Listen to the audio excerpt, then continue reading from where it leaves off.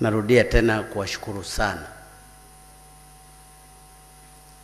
kwa kuacha shughuli zenu na kuja kuungana nasi hapa. Narudia kuambia kwa dhati kabisa kutoka moyoni, Ikulu ni ya Watanzania wote.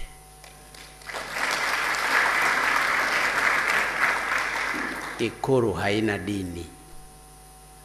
Ikulu haina chama. Ikulu haina makabila. Ikulu ni yenu. Kwa hiyo nimeshukuru sana, mmekuja kwa uwazi, mmezungumza mengi hapa. Mliochangia viongozi wa dini mko 42. Kwa hiyo mnaweza mkajua nikianza kujibu mmoja mmoja hatutamaliza. Lakini itoshe tu kuambia Mheshimiwa Waziri Mkuu alikuwa anachukua notes. Chief Secretary alikuwa anachukua notes. Mawaziri wangu hapa wote walikuwa wanachukua notes. Lakini najua kuna watendaji wangu wengine wanachukua notes. Nataka kuwathibitishia ndugu zangu viongozi wa dini, michango yenu, ushauri wenu wote tumeuchukua.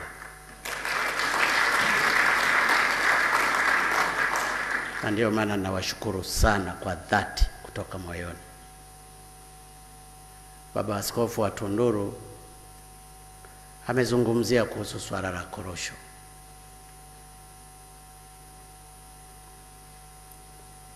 Swala la korosho baba, tumeshatoa maagizo, na nilitoa maagizo juzi tukiwa kwenye cabinet.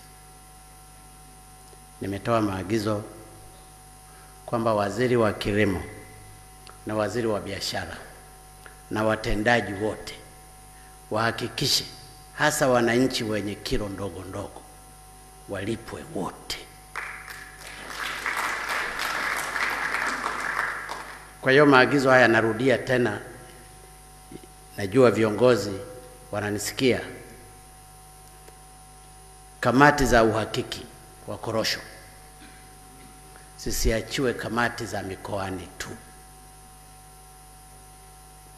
Kila mkuu wa mkoa, kila mkuu wa wilaya, kila katibu tarafa aliyeko kule, wale wamepewa majukumu na serikali, wakague maeneo na ukweli wa maeneo yao, awakague watu wake walio kweli waliokuwa wameuza, na kamati yake ya ulinzi iliyoko katika tarafa ile wasaini wote, wapeleke kwa mkuu wa wilaya na iwasilishwe watu walipwe. Wilaya hivyo hivyo, kamati ya ulinzi na usalama ya wilaya wasaini dokumenti za watu waliomo mle kwao waliouza korosho, ili kusudi kitokea mkuu wa wilaya amedanganya kwenye ile ripoti yake abebe msalaba wake. Lakini wasikae wanawachelewesha watu kulipwa wakati pesa zipo. Sasa narudia haya maagizo, najua inawezekana watanisikia, waziri mkuu ananisikia. Nataka wakulima wa korosho walipwe mapema, na fedha zote zipo. Lakini kwa mashirika kama ya dini,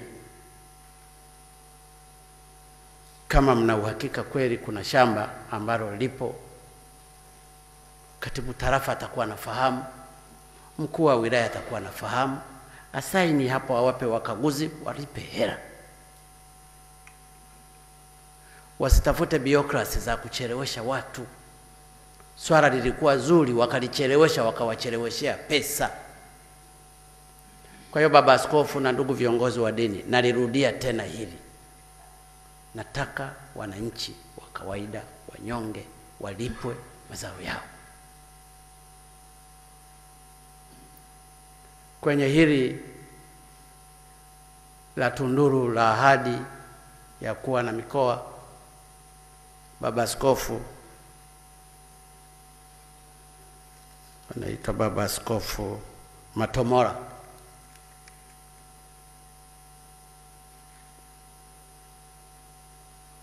kato baba,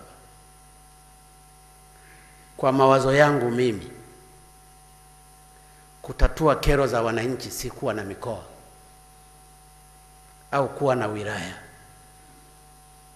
Kule ni kuwapa ulaji watendaji wa serikali.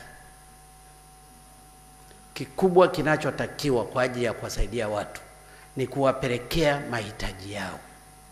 Na ndio maana utaona Baba Askofu Matombola miaka ya nyuma kutoka na Mtumbo, ilikuwa kutoka Tunduru, nizungumze labda kutoka Songea, Peramio kwenda Mbamba Bay, hapata kuwepo na barabara ya rami. Leo ukitoka Songea hadi Mbamba Bay zimebaki kilomita 67. Na kilomita 67 zile zina contractor sasa hivi anatengeneza rami. Miaka ya nyuma kutoka Songea na Mtumbo nenda mpaka Tunduru, nenda na Nyumbu, nenda mpaka Mtambaswara kwenye daraja la Umoja, pale kuna kilomita karibu 400, hapakuwa na barabara ya rami. Lakini leo kuna makontrakta zaidi ya 6 na barabara yote imekamilika. Ninapanga tu muda wa kwenda kuzifungua hizo barabara. Na jiwe la msingi la barabara hiyo liliwekewa Tunduru,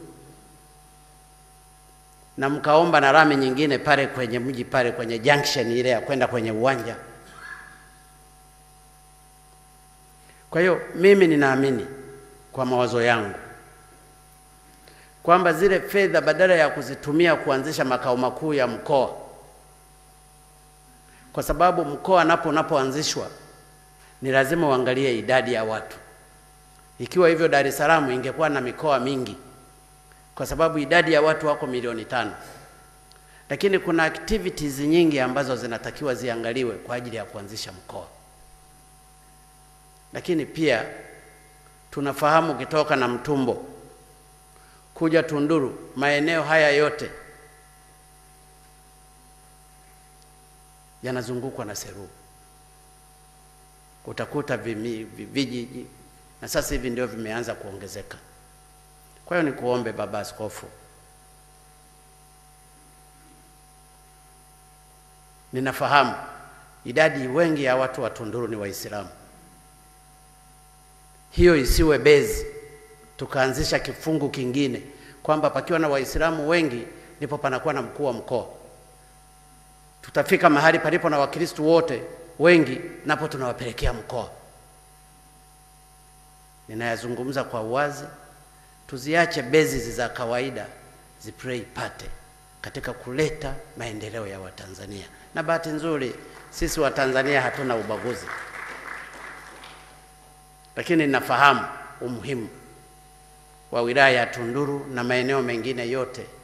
Na ndio maana katika serikali zote, sababu za msingi, na kwa vile wewe umesoma tangu enzi za ukoloni, unafahamu kwa nini maeneo hayo hayakuendelezwa.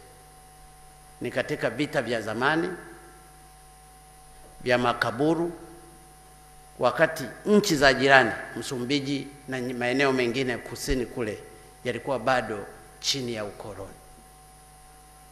Na ndio maana ilikuwa ni vigumu hata kwenda kufanya development kule, kwa sababu yote yale ilikuwa ni war zone.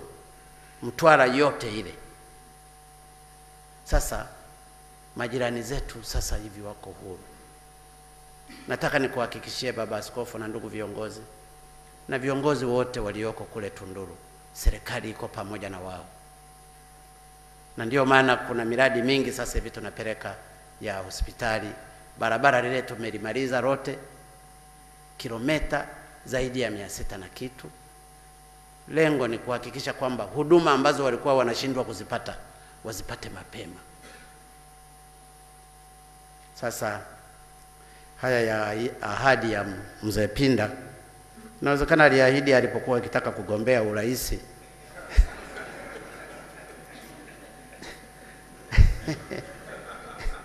Unajua tunapotaka kugombea huwa tunaahidi sana sisi wa Tanzania. Hata yale ambayo hayawezekani unaweza ukayaahidi. Lakini nataka nikueleze kwamba tunataka angalau tujenge miundombinu na ustawi wa wananchi katika maeneo yale kwa kuwaletea maendeleo mazuri, ili sote twende kwa pamoja. Lakini sijakataa ili swala la kuwa na mkoa au wilaya mpya, lakini kipi kitangulie, kwa sababu kupanga ni kuchagua. Ndugu zangu viongozi wa dini, kuna masuala yamezungumzwa kuhusu elimu na afya pamoja na maji, ambayo ni masuala ya msingi sana katika maendeleo yetu. Kwanza nipende tu kuwapongeza viongozi wote wa dini zote nchini kwa ushirikiano mkubwa mnaotoa kwenye serikali katika kutoa huduma za elimu na afya. Taasisi za dini nchini zinamiliki zahanati 791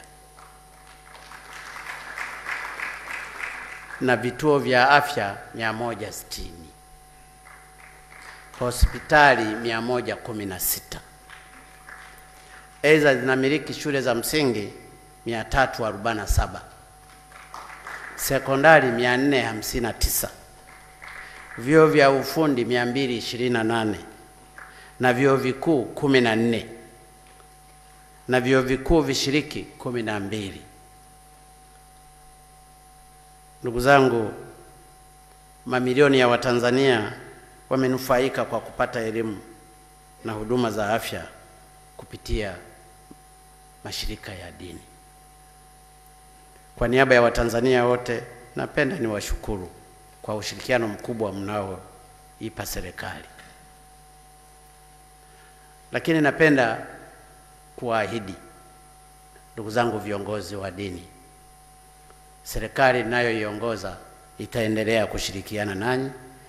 Kama mnavyofahamu, tumekuwa tukishirikiana kwa karibu sana katika kutoa huduma hizo. Haya mengine ni changamoto, na changamoto nataka kuhakikishia tutazishughulikia, kwa sababu tuko hapa kwa ajili ya kushughulikia pia changamoto.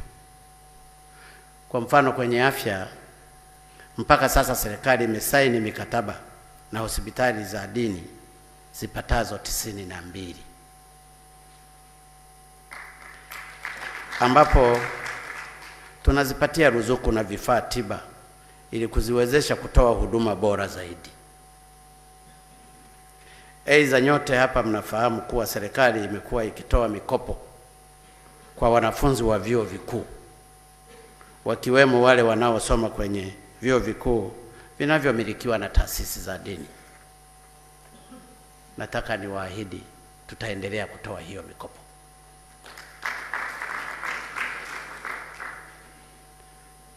Lakini pamoja na ushirikiano uliopo, naamini nyote mtakubaliana nami kuwa jukumu la kwanza la kutoa huduma hizo ni la serikali. Na serikali nao wajibu wa kuhakikisha huduma hizo zinapatikana sehemu zote nchini. Na sio tu kuhakikisha zinapatikana, bali zinapatikana kwa ubora na gharama nafuu ambayo kila Mtanzania ataimudu.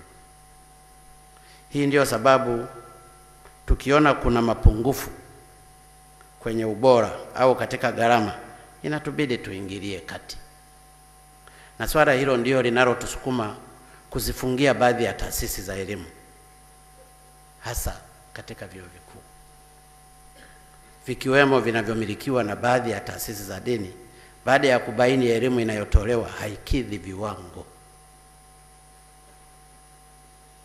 Hata mbinguni ni hivyo hivyo, usipokidhi viwango huwezi ukaingia mbinguni. Na ndio maana mnatusisitizia utoe zaka, utoe nini, shika amri zote 10, usizini, usiibe.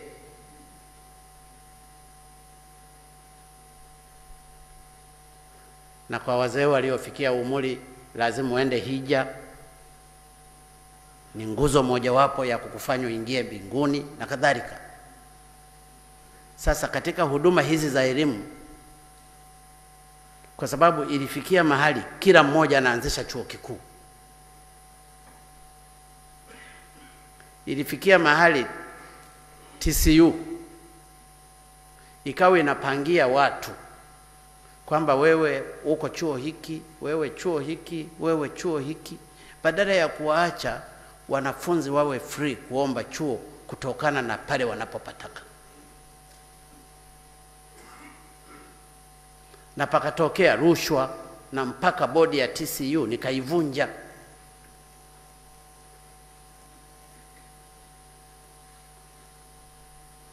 Huu, ndugu zangu, ndio ukweli.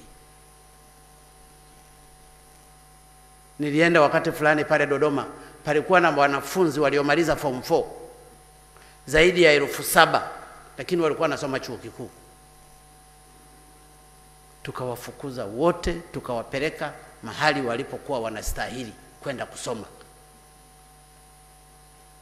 7,000 na mia ngapi? 7,628. Wote walikuwa wamepelekwa pale kudahiliwa chuo kikuu, na ni chuo kikuu cha serikali.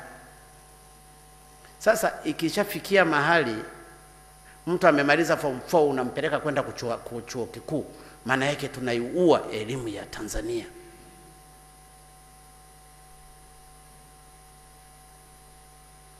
Lakini hili lilichukuliwa tu kwa sababu palikuwa na fedha za serikali za kutoa mikopo.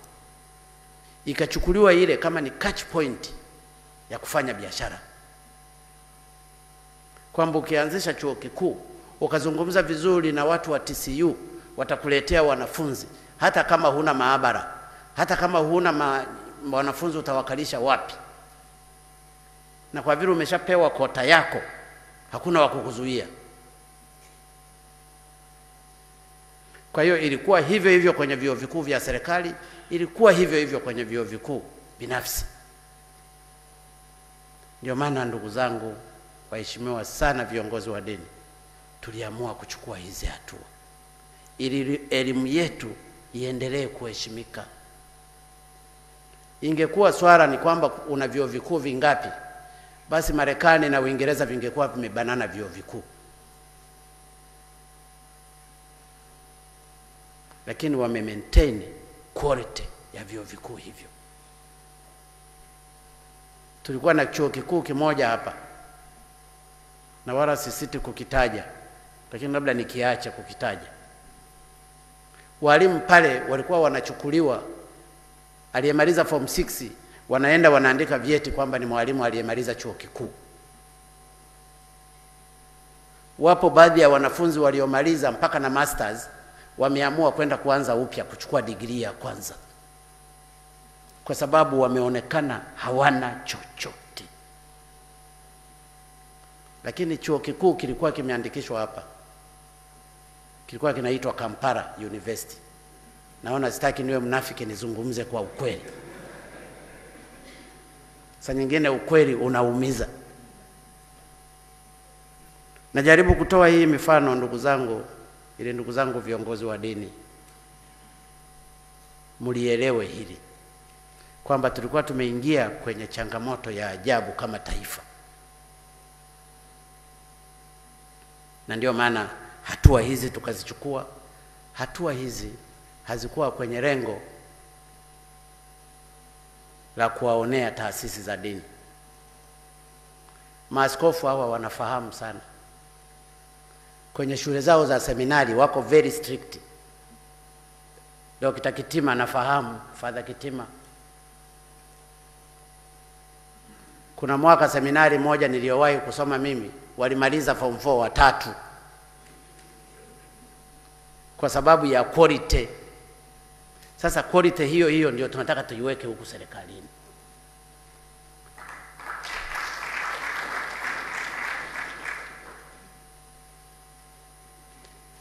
Ndugu zangu, katika swala hilo hilo la elimu, tumeendelea kutoa mikopo kwa wanafunzi na tumeiongeza kwa vyuo vyote. Mpaka sasa hivi tunatoa mikopo zaidi ya bilioni 427 katika bajeti ya mwaka huu.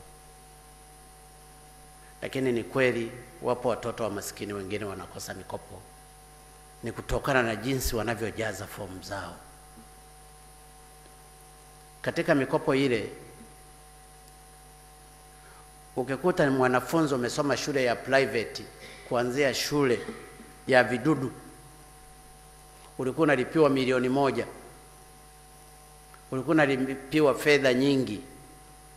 Ukaenda shule ya msingi ni hivyo hivyo, ni shule ya private. Ukaenda sekondari unasomea shule ya private. Ukamaliza form 6 ni shule ya private. Unapoenda chuo kikuu ukazungumza wewe ni maskini, ni vigumu sana bodi ya mkopo kukusikiliza. Ni lazima sasa hapo utakapokuwa unaomba, ni lazima hata uambatanishe death certificate za wale waliokuwa wanakuhudumia, kwamba nilikuwa nalipiwa, waliokuwa nalipia wote wamefariki. Sasa inawezekana kwenye mfano ule wa baba askofu alisema wamemsomesha pale mpaka amemaliza, lakini ameshindwa kupata mkopo. Alivyokuwa anasomea ile ripoti ya shule zile alizosomea, ni shule za private na za mission zenye gharama kubwa. Hata kama alikuwa anasoma kwa msaada, ni vigumu wa Tanzania hawa wanaosimamia bodi ya mikopo kujua haya yote, unless wamepelekewa information hizo, au kuna barua ambayo iko attached ya baba askofu au ya shehe au ya mufti, wataelewa. Tunafanya hivi ili tusije tukasomesha watoto wa waziri mkuu, wa mheshimiwa Rugora, wa mheshimiwa Ndalichako, wakaenda kule wakalipiwa. Huo mkopo ambao ni mdogo ungeweza kuwanufaisha watoto wa maskini. Ndugu zangu, kuhusu swala la misamaha ya kodi kwa taasisi za dini, misamaha hii haijafutwa, ipo.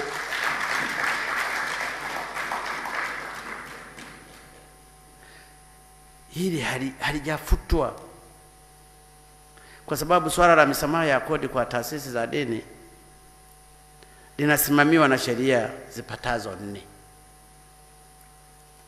Sheria ya kodi ya ongezeko la thamani, yani VAT, sura namba 148. Sheria ya kodi ya mapato, sura namba 332. Sheria ya ufundi stadi, sura namba 82, pamoja na sheria ya forodha na ushuru wa bidhaa. Sheria zote hizi zinatoa maelekezo ya namna gani taasisi za dini zitaweza kupewa msamaha wa kodi. Lakini ningependa pia niseme kuwa misamaha ya kodi ni eneo mojawapo ambalo serikali ilikuwa ikipoteza fedha nyingi siku za nyuma. Watu wengi walikuwa wakitumia mianya ya misamaha ya kodi kukwepa kulipa kodi stahiki.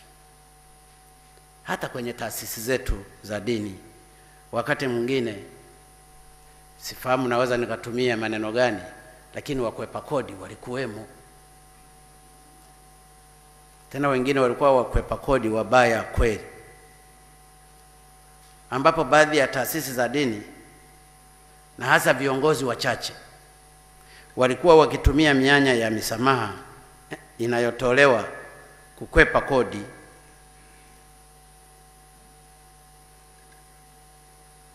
Na mifano ipo, lakini leo mnisamehe, sitaitoa.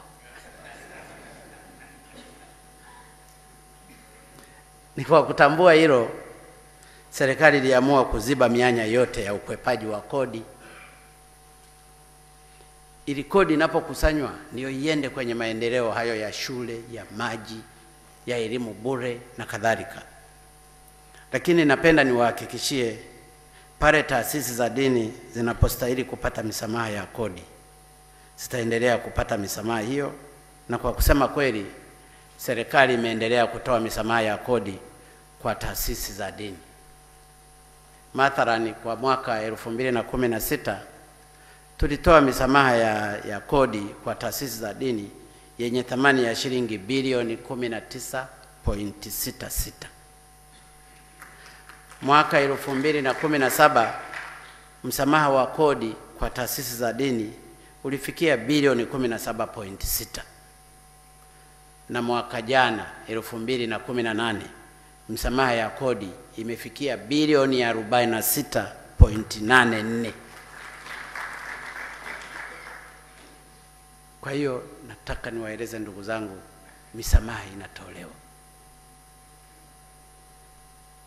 Wito wangu kwenu ni kwamba misamaha mnayoipata itumike kama ilivyokusudiwa. Nalisema hili kwa sababu zipo taasisi za dini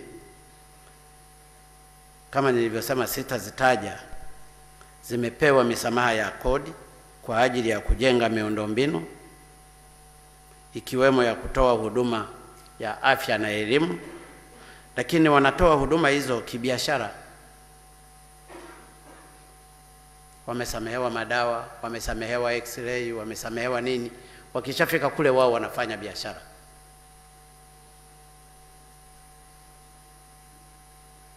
Wanasamehewa vifaa vya kujengea hiyo hospitali, wakifika mahali wanaviuza. Ushahidi upo. Na mahali pengine nilienda hata mimi mwenyewe kununua.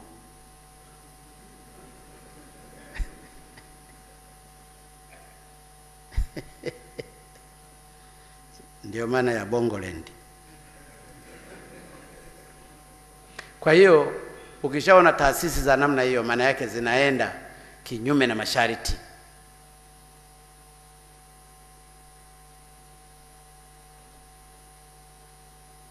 Na hapo mnakuwa mnawanyima watoa huduma wengine ambao hawakupewa msamaha. Wengine hawakupewa msamaha, gharama ni zile zile.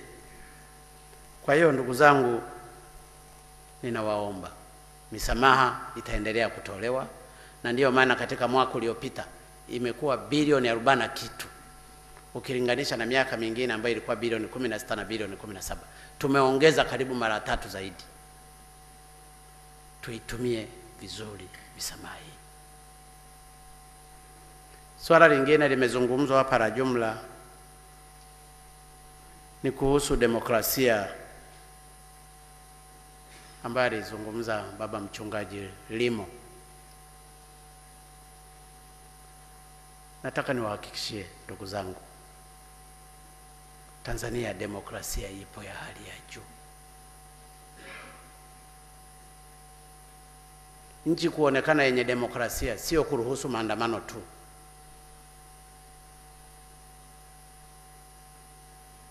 Kwamba pakiwa kila siku huyu anapita anaandamana hapa, huku wanatengeneza barabara, wengine wanaandamana, mnafanya nini wanaandamana, ndio ukazungumza demokrasia. Ile si demokrasia. Na demokrasia ina mipaka yake. Ninyi ni mashahidi, viongozi wa dini. Mmekuwa mkitembea hata nchi nyingine za nje, Ulaya, wapi. Sina uhakika kama huwa mnashuhudia maandamano, matusi kila mahali. Tukienda kwa utaratibu huo, tutashindwa kuitawala nchi. Tutashindwa kujenga maendeleo mengine. Uchaguzi unapomalizika katika nchi zingine zenye demokrasia kubwa, huwa uchaguzi umeisha. Wale wabunge waliochaguliwa inabaki kazi zao kwenye majimbo yao na bungeni. Madiwani waliochaguliwa wanabaki kazi zao kwenye maeneo yao ya udiwani na kwenye halmashauri.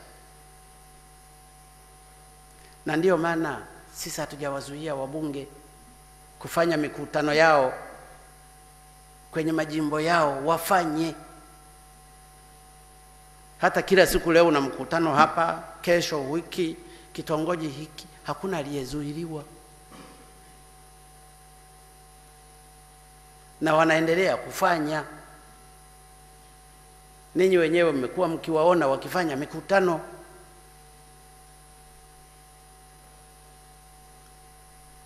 Kinachozuiliwa na ni katika kucontrol amani ya nchi hii Mtu anatoka kwenye jimbo hili anakwenda kumtukana mwenzake kwenye jimbo lingine.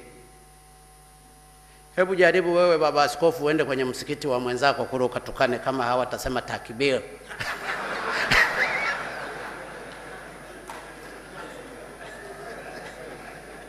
Au mufti siku moja aondoke hapa aende kanisani pale kwa baba askofu Marasusa akaanze kuzungumza yake na kutukana.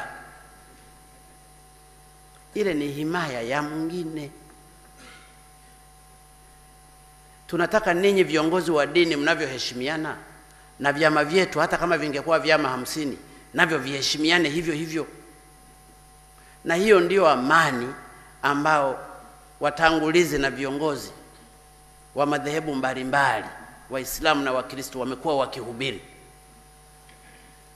Bila amani mahali popote hakuna maendeleo.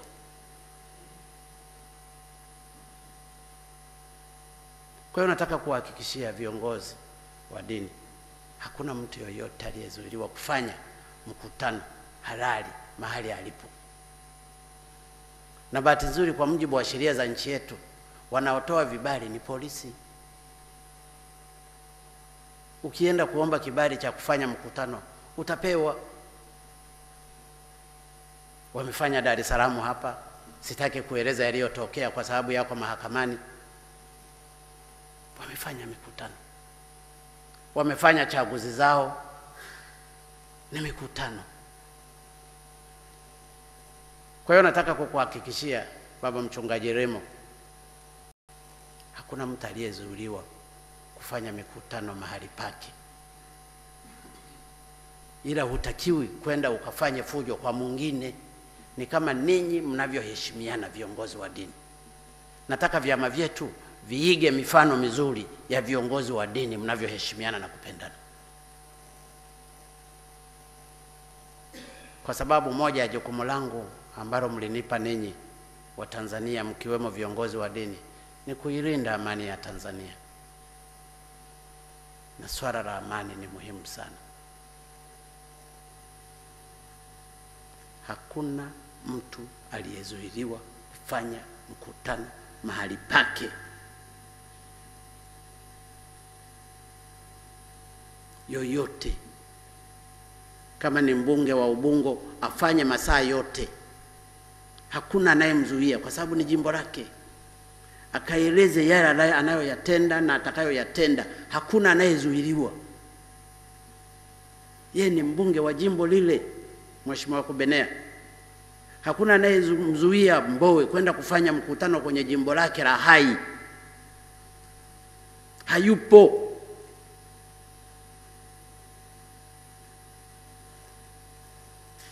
Hayupo. Mimi nataka niwaeleze kwa dhati.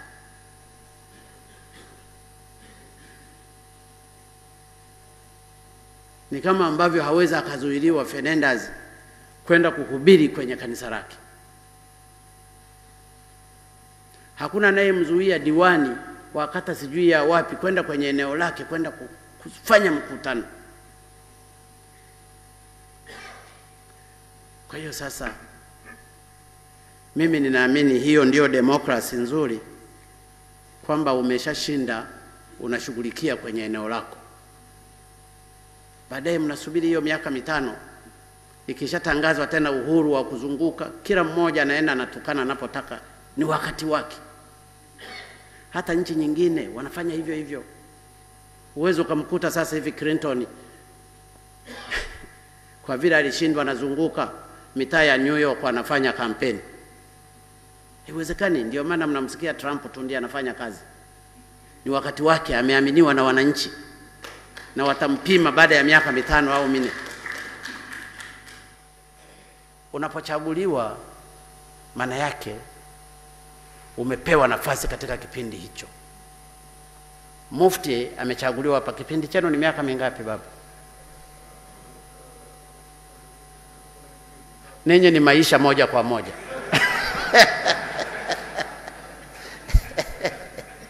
Kwa hiyo paka maisha hayo wewe utakuwa unaendelea kufanya hiyo kazi.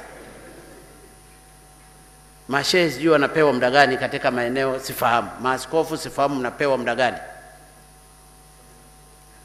Ukishafika miaka 75 unapumzika. Kwa hiyo ndio hivyo, kila mahali kuna kitu chake. Baba Askofu Marasusa huyu alikuwa askofu mkuu wa Tanzania nzima. Imefika wakati wake, amepumzika, amepewa jimbo. Hawezi sasa akawa anaenda tena mpaka huko Chato sijui wapi anahubiri mie ni askofu mkuu. Hamna. Baba Askofu mkuu wa Anglikana hapa amepata mwaka jana mwishoni. Hawezi sasa akamuingilia baba askofu mkuu wa zamani, baba askofu muda wake umeshaisha. Hiyo ndio demokrasia ya kweli. Baba hapa Jaji Agustini Ramadhani amekuwa jaji mkuu wa Tanzania, mtu mkubwa kabisa, top layer.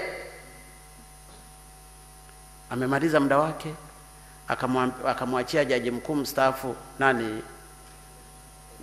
Othman.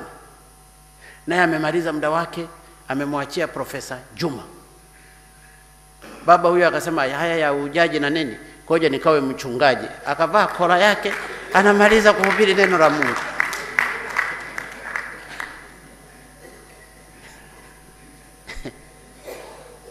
Ndio demokrasi, ndio unyenyekevu tunaofundishwa.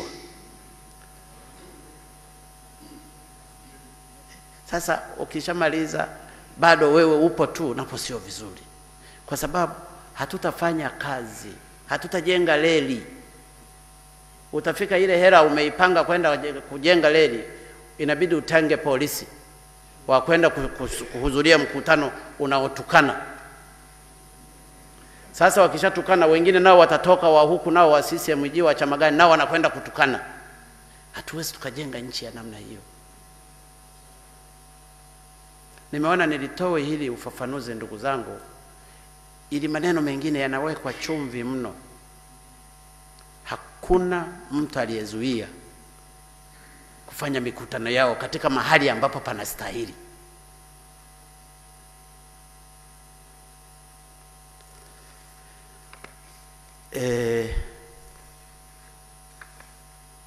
Mambo ni mengi,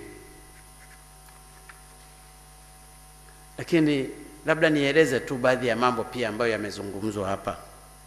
Kwa mfano katika swala la maji, ambalo ni swala muhimu sana.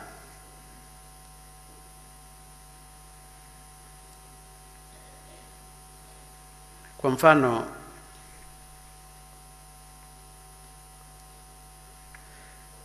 swala la maji, na ndio maana siku zote tunazungumza maji ni uhai.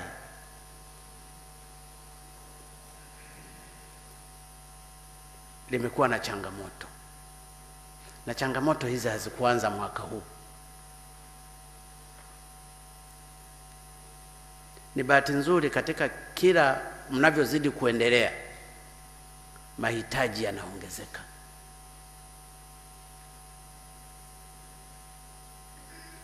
Baba askofu wa Magomeni pale walikuwa na kanisa lao, Baba Askofu Warwa, lakini wameona wameongezeka watu, wakaamua sasa wajenge kanisa jingine. Hapa Dar es Salaam tulikuwa na misikiti, lakini pamekuwepo na mahitaji ya kuwa na msikiti mkubwa kwa sababu waumini wameongezeka. Tanzania wakati tunapata uhuru tulikuwa milioni 9, milioni 10. Leo tuko milioni 55. Yako mambo ambayo hatukuyashughulikia sana katika kipindi cha nyuma. Ni mengi.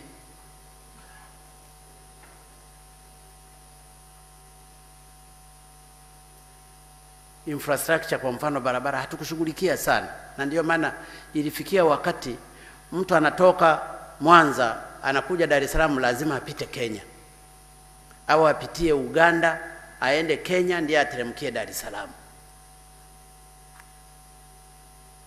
Hatukuwa na barabara.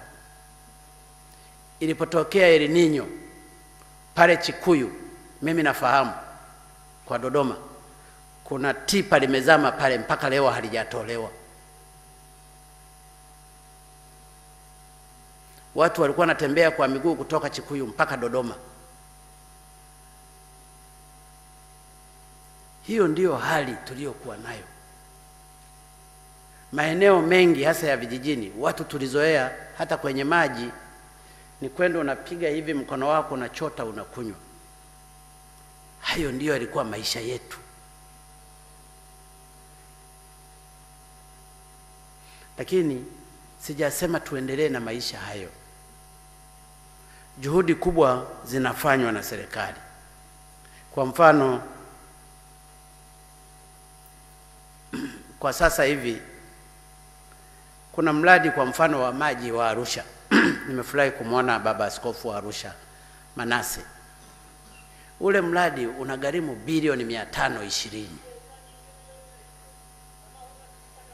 ambao utakava maji zaidi ya 100% kwenye mji wa Arusha na miji mingine inayotoka pale. Na kazi zinaendelea, vitachimbwa visima virefu zaidi ya 52. Lakini kuna mradi wa maji ambao unatoka ziwa Victoria unakwenda Nzega, Tabora, Igunga hadi Sikonge, ambao nao utagharimu zaidi ya bilioni 500.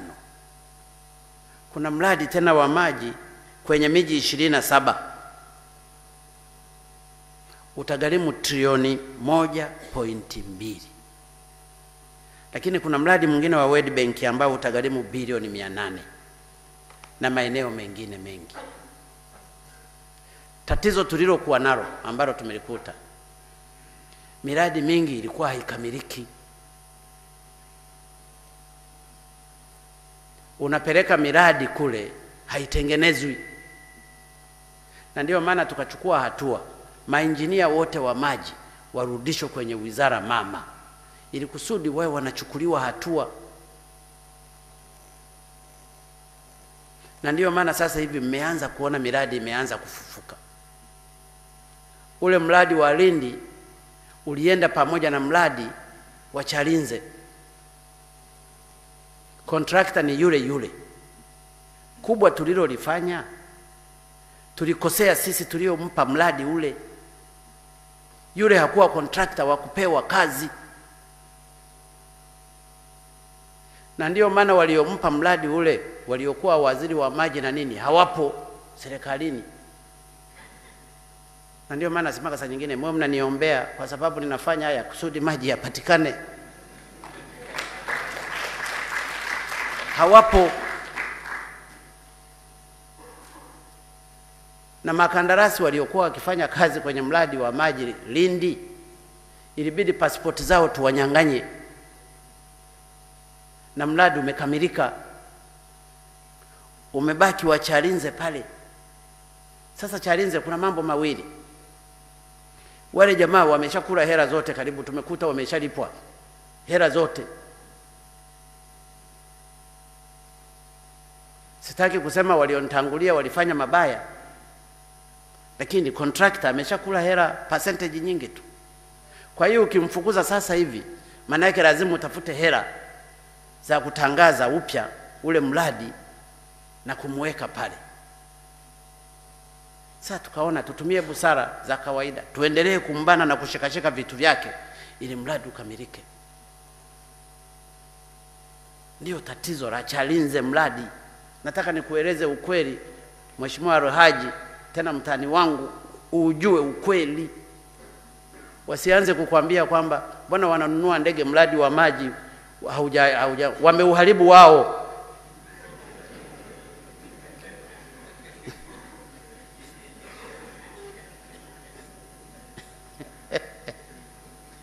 Unajua ukikuta chungu kimeshaharibika, kukifinyanga kikawe kizuri inachukua muda.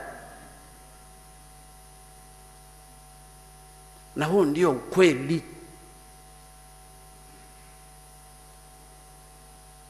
Lakini nataka nieleze mradi wa Chalinze ni muhimu. Na ndio maana waziri wa maji, aliyekuwa waziri wa maji, hatukumpa mradi wa maji tena. aliyekuwa katibu mkuu hayupo, kwa sababu hao ndio chanzo cha kuharibu mradi wa Chalinze na Lindi.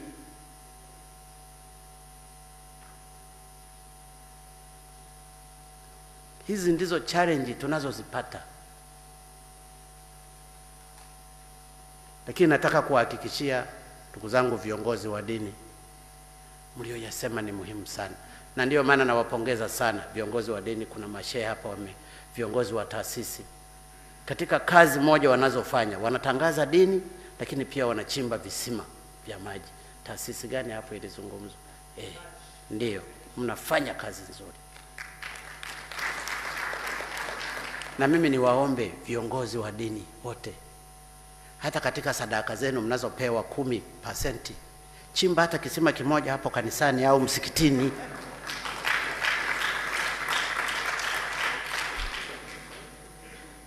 Najua haya saa nyingine ni magumu kusema, lakini lazima tuambizane ukweli.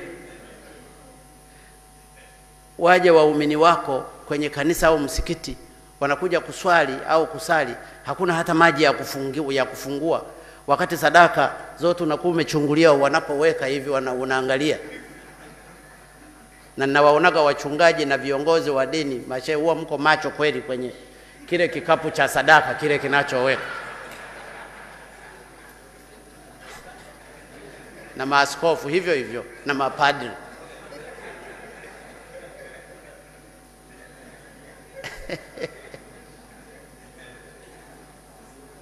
Sasa ifike mahali hizo percentage 10 ambazo tunatolewa, chukua kidogo, kachimbe kisima cha maji kama ile taasisi inavyofanya. Chimbeni msikitini, chimbeni makanisani, ile itasaidia, itajenga imani hata kwa wale wanaotoa hizo fedha. Na hili mimi nalizungumza kwa sababu nimeliona mwenyewe. Sitaki napo kutoa mifano.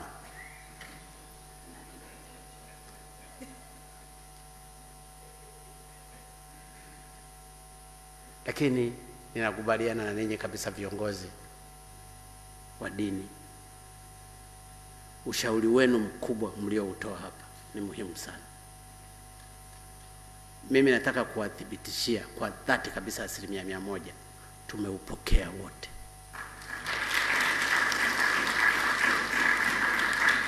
Na ninakubaliana na ninyi kwamba kama tumeweza kukutana katika level ya kitaifa, wakuu wangu wa mikoa kama wananisikia, wakuu wa wilaya, makatibu tarafa, nao wakafanye hivyo hivyo.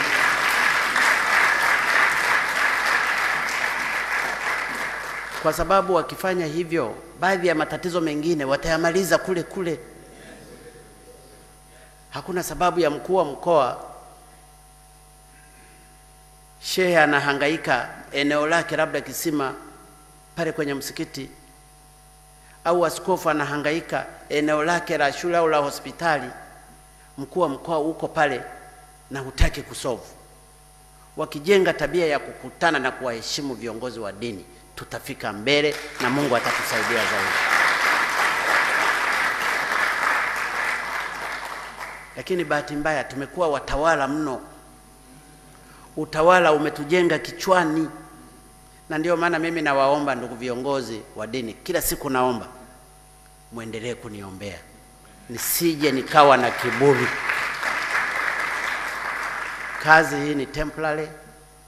Nimepewa jukumu na wananchi, ni jukumu la kuongoza, lakini ni la muda. Na ninaamini kabisa kupitia sala zenu na maombi yenu, Mungu aliwasikia akanipa hii kazi. Kwa hiyo ninafanya wajibu wangu kama mtumishi, lakini sio kama mtawala. Kwenye hili muendelee kuniombea sana, kwa sababu uongozi saa nyingine unawapa watu viburi. Anafikiri yeye ni yeye. Lakini nakubaliana na ushauri wenu kwa kweli kabisa. Viongozi wenzangu wajenge tabia ya kukutana na viongozi wa madhehebu ya dini bila kubagua. Waziri wa elimu anaweza akaamua akawaita taasisi zote zinazohusika na elimu, akazungumza nao, akatoa. Waziri wa TAMISEMI anaweza akakutana nao, amezungumza baba askofu pale, kuna ardhi anasumbuliwa, ana ardhi yake, kila siku zina hati mbili na kadhalika. Wakisovu matatizo haya wanapata baraka, kwa sababu hawasovu tatizo la mtu mmoja, wanasovu matatizo ya watu wengi. Watakuwa wanajibu sauti ya Mungu ya wao kuwa watumishi. Kwa hiyo waheshimiwa viongozi, mimi nakubaliana na ninyi.